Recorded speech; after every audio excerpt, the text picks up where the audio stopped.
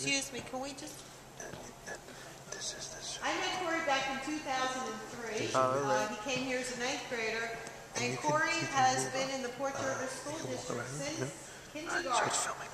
Okay? And he'll tell you a little bit about your battery's almost dead. The reason I wanted Corey to come speak with you is he's spoken with some of our other classes, our 10th and 11th graders, but this was the easiest way to kind of pull you guys together in small groups. Corey has a very interesting message to give you today. You will be staying about 20 minutes, and then we're going to let you go to lunch, so don't focus on what he's saying. Don't worry, we're going to get you fed today. One of the things that I'd like you to think about as Corey's speaking is that we all go to the movies and we come away with something different. We all go to the Chinese buffet and everyone goes for one thing. Maybe it's that Corey goes for the General Chow chicken. But some of us, we all walk away feeling full, but we all go in there wanting something else or something different. Corey's going to tell you many things today. Whatever you walk away with is up to you. There's no right or wrong, okay? But I'd like you to listen with an open mind and give him the respect and just listen quietly, and you're going to really like what he has to say. So the microphone's behind you, Cor. Can everyone hear me all right? Yeah. Yeah? All right. All right. All right, what's up, guys? As you said, my name's Corey. I went to HBE for elementary school, went to the junior high, and then to the high school. Growing up, I was born with a facial deformity that it made it so, like, my nose, I actually had no bone structure in my nose. It was just 2 little pinholes, basically, as my nostrils. My eye, I actually just had a glass eye put in about 8 years ago. And growing up, basically, all it was is, like, the red tissue behind the eye that people saw. And basically, you know, I had my share of, like, people, like, picking on me or people making remarks about it, and it just got to the point where I was like, that's the best you come up with? Really? Because it gets to the point where, like, you know, like, when they make fun of you, it's their problem. They're, like, looking stupid because it's not getting to you. And it's like, if someone, let's say, goes up to you and like, hey, you're fat, so what? It's like they're trying to make you look bad so they look good. And really, they're just making themselves look stupid. And that's a lot of, like, the reason they do that is they're trying to look cool. Trying to look like, you know, be with the inner crowd, so they think if they pick on you, they'll be cool. And I actually went through a phase when I was in high school where I wanted to be in the in crowd, you know, I wanted to be popular. So I was like, you know what, I'll try going goth, you know, wearing the black clothes, dyeing my hair dark black and all that stuff, and listening to the dark music. And about a year and a half into it, I was like, you know what? This is a lot of work. And here I am trying to be someone that I'm not, to be popular. And I'm buying clothes to do it. I'm listening to music that I can't stand, just to be popular. Dyeing my hair and it just looks greasy. It just became way too much work. So I was like, that's when I finally it clicked. Like, you know what? When I'm being myself, it's less work, and I think people like it a little more. Because I noticed that when I was trying, you know, when I just gave up trying to be someone else, people started to approach me, started to talk to me, where when I went to the goth look, people weren't really approaching me that much. I actually found out a couple of years ago that there was a girl who liked me back then, but because I wasn't approachable, she never told me. And that still drives me nuts.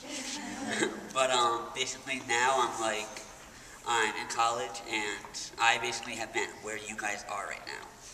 You're a freshman, most of you are freshmen, and you just, you know, you're trying to figure out, you know, how can you be independent when you still have all these teachers kind of, you know, watching what you do while you're trying to grow up. Well, I can tell you right now that, yeah, I know that, you know, it kind of gets annoying when they're watching your every move, but I had, in like elementary, junior high school, and then high school, up until 11th grade, I actually had an aide who would walk around with me, who was basically my shadow, where if I was like talking to a girl and my shoe was untied, she wouldn't think twice about, Corey, tie your shoe, while I was trying to flirt with this girl. Kind of a mood killer. So it drove me crazy. And I feel really bad now because I hated this woman. Like, it got to the point where I really disliked her. And she was like, she had 4 kids, so she was a mother. So she looked at me as one of her kids. And I started to really like dislike her because, you know, she was trying to help me, you know, be careful. Whereas I saw it as, oh, you know what, I can't do anything on my own. You know, I'm just a little, you know, she treated me like a baby. I was getting nowhere. So what I basically, you know, finally, Mrs. Valentine, like, helped me on my senior year. I finally got to be on my own. And I became like a whole new person where I was actually like, I was a lot more open, I was like way happier, and I was more active, and it was a big change. But then I knew that if I ever needed anything, they were still like the principal, you know, they're pretty cool. The teachers here, they're awesome. And there's always like at least one teacher that you know that you can go to be like, yeah, I gotta tell you something, I'm really ticked off right now, and you can just rant to her. You know, she won't go and like tell the kid, don't be bad, you know, she'll listen to you and she'll just, you know, help you guys out. And like, you guys, trust me, you're lucky. Like while you're in high school, appreciate that. Appreciate them being up your butt 24/7. Because in college, you don't get that. My first semester of college, I failed every single class. Because when I got into college, it finally clicked. Oh, social, talking, yeah, it's kind of fun.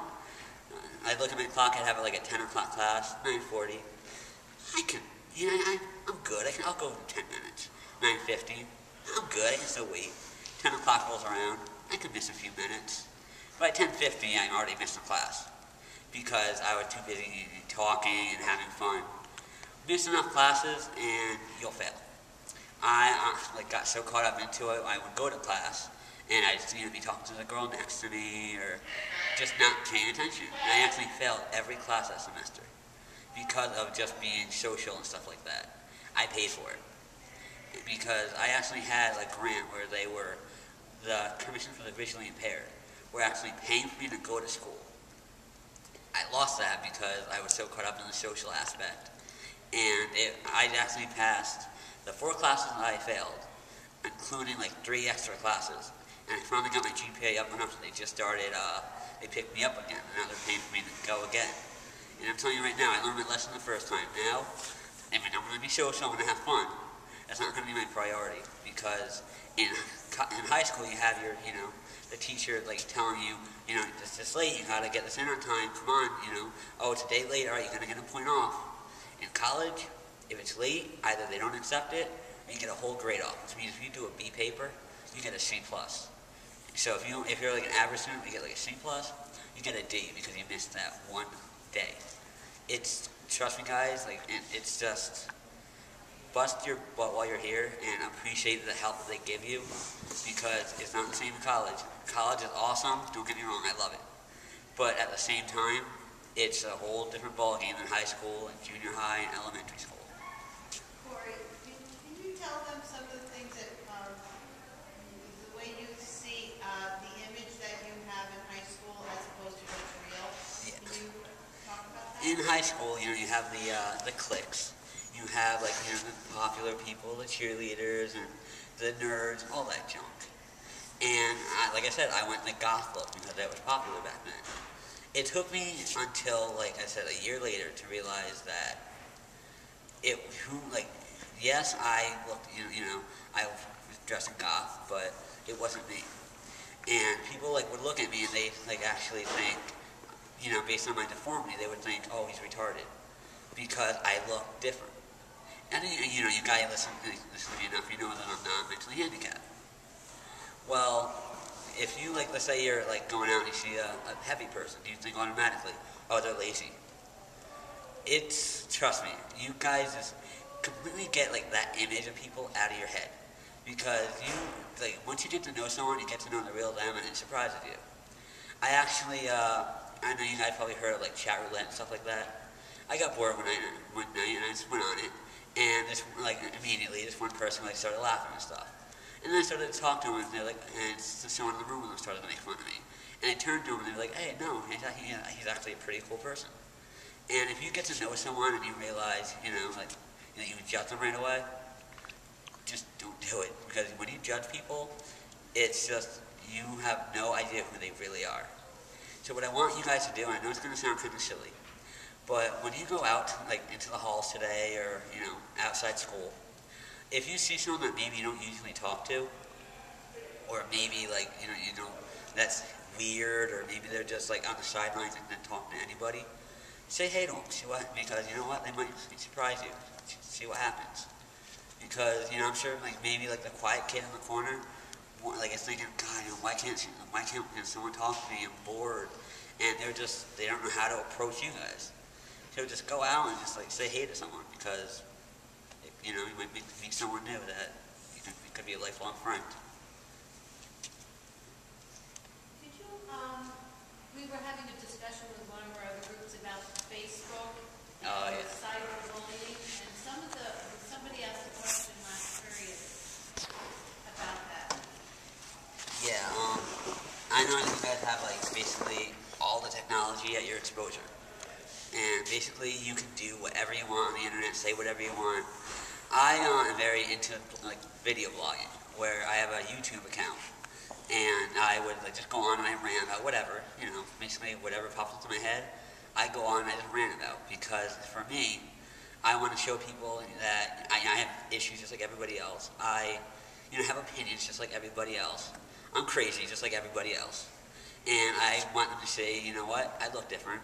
Which is why they actually probably clicked on the video, because they saw, like, my face in the, the preview. And like, oh, what's this? And they click on it and they're like, oh, you know what? He's pretty cool. And you guys gotta be really careful, because my grandmother actually is the one who told me this. She was like, anything you put on the internet now will come back and bite you in the butt. Maybe not tomorrow, maybe not like a week from now, but it will come back and get you. It's like if you go on Facebook, let's say, and you say, oh, did you see what John Smith was wearing? Oh man, that shirt was hideous. He will either see it and take offense to it. Maybe by the time it got back to him, it was, oh man, yeah, that kid said you were hideous. Anything you put online, whether it's private or not, anybody can see it. Trust me on that one. Anybody can see it. And it's just, when you write on, like, the internet, oh man, so-and-so is so stupid or whatever, you're begging for trouble. Because it's just ridiculous that people actually, like, just go on, like, oh yeah, like, so-and-so, like, such an a-hole, what the hell are they thinking, messing with me, or whatever. It's just, you're begging to have them, like, confront you about it. And it's a waste of time, because it'll just start a whole lot of trouble for you. It's pointless.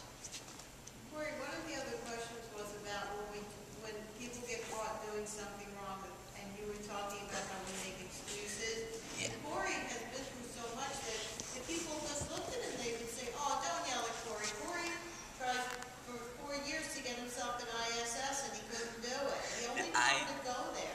I hated that. Like, I felt like the reason I didn't get a girlfriend because I was a nice guy, and they always liked me as a friend because, like I said, I wasn't the bad boy. Growing up, I begged. I went to Mrs. Valentino almost every day. Come on, give me an ISS. Then the girls think I'm a bad boy. And I basically tried. One day, she actually wrote up a thing that was disruptive during class. So I brought it to the principal, and he laughed. He knew that I wasn't, like, disruptive, and I was like, oh, man, come on. Give me a break here. Because, of course, then my last day of classes, my senior year, I saw my friend who went to, like, C-Tech coming around saying he had a teacher. So I was like, you know what? It's the last day of school. I'm gonna cut class. And, of course, all the teachers, like, who I had that day saw me. Oh, hey, Corey. But I felt like I'm sneaking, yeah. No. Even then, I couldn't get in trouble. You used a good example about when people get caught doing something wrong. Yeah, when you make excuses, all it does is, it's like if you go and let's say you're like driving fast because, oh no, well, I had to get somewhere really quickly. If you make an excuse for like the reason you drove fast, let's say you hit someone because you were driving fast, there is no excuse for it. Because anything you say, like, it's just gonna get you into more trouble. Just be like, you know what? I drove fast, I'm so sorry. Fess up. Because if you make excuses over and over, all it does is annoy people. And it's going to get you into more trouble than you were in if you would have just fessed up to it. Does anyone have any questions?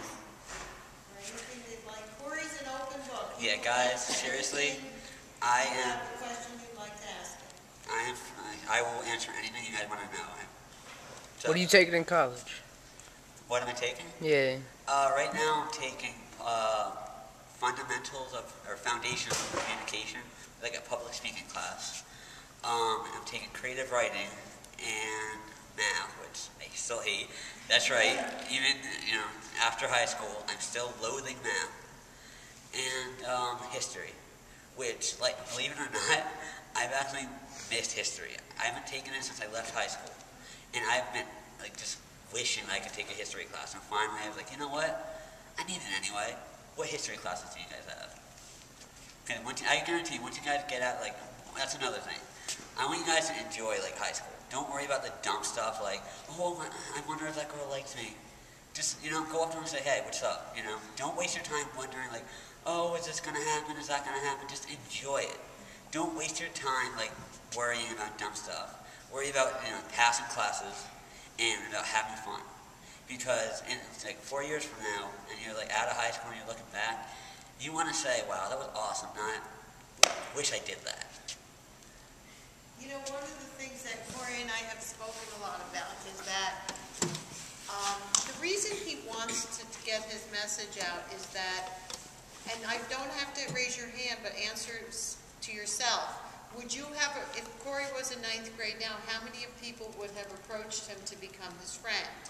And he would feel that people didn't approach him because they were either taken back because of the way that he looked, sometimes they thought he was mentally handicapped, or they just didn't know how to deal with it and they were uncomfortable.